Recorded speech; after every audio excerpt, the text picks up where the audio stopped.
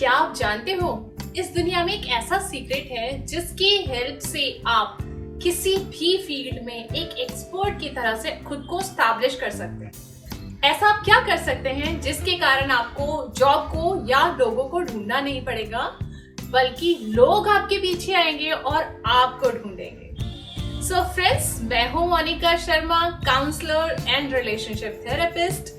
Today we are going to talk about the secret which can improve your value by 100x.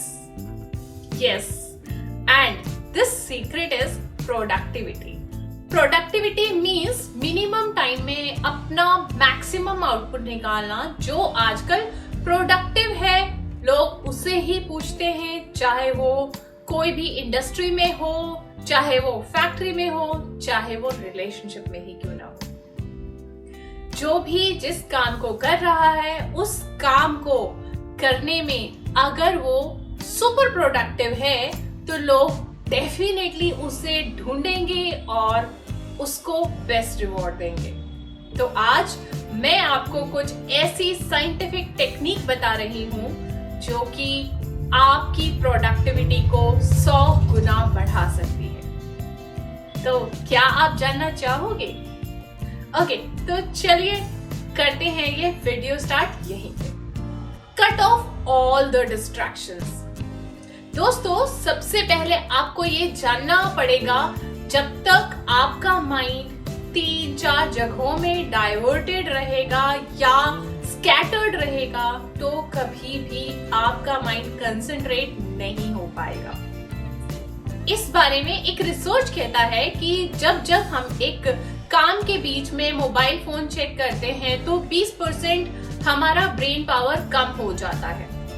जब यही आप बार बार repeat करते हो तो इससे आपकी दिमाग की शक्ति पूरी तरह से डिस्ट्रॉय हो जाती है और इसे हम कॉग्निटिव डिमेंशिया भी कहते हैं। यह आपकी कंसंट्रेशन पावर को खत्म कर देती है। अगर आपका माइंड कंसंट्रेटेड नहीं है तो वो एक अच्छा रिजल्ट या एक अच्छा आउटपुट कभी भी नहीं दे सकता।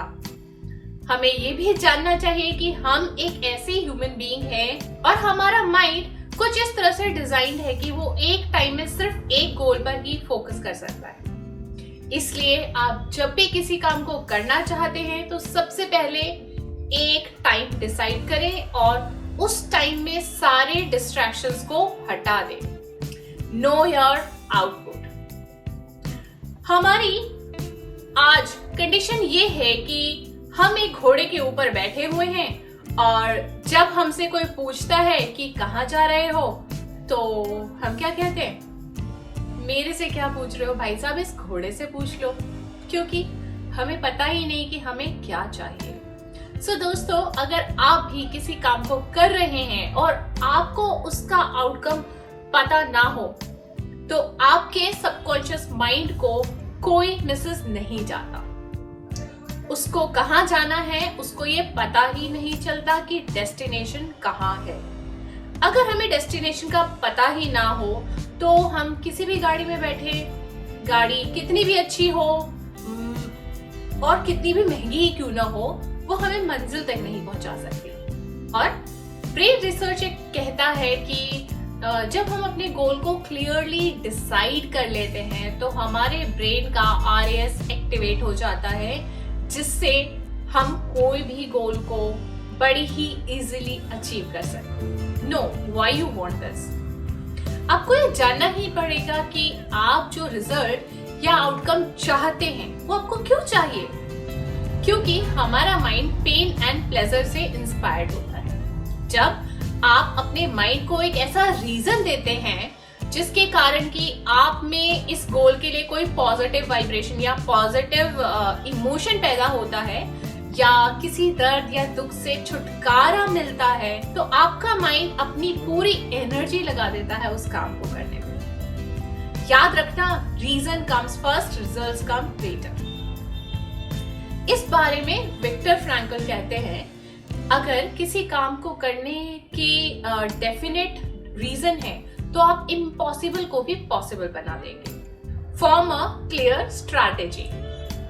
दोस्तों, अगर आपको ये भी पता है कि आपकी डेस्टिनेशन कहाँ है और आपको ये भी पता है कि वहां हर हाल में पहुंचना है, लेकिन आपको ये नहीं पता कि किस रास्ते से जाना है, तो हो सकता है कि आपका ड्राइवर यानी कि आपका ब्रेन थोड़ा कंफ्यूज हो जाए और हो सकता है कि आप अपने डेस्टिनेशन या गोल तक पहुंचने में प्रॉब्लम फेस करें। इसलिए आपको चाहिए कि जहां भी आप पहुंचना चाहते हैं और जिस भी आउटकम को अचीव करना चाहते हैं, आप उसको देखें और आप कहां पर हैं इसको भी देखें।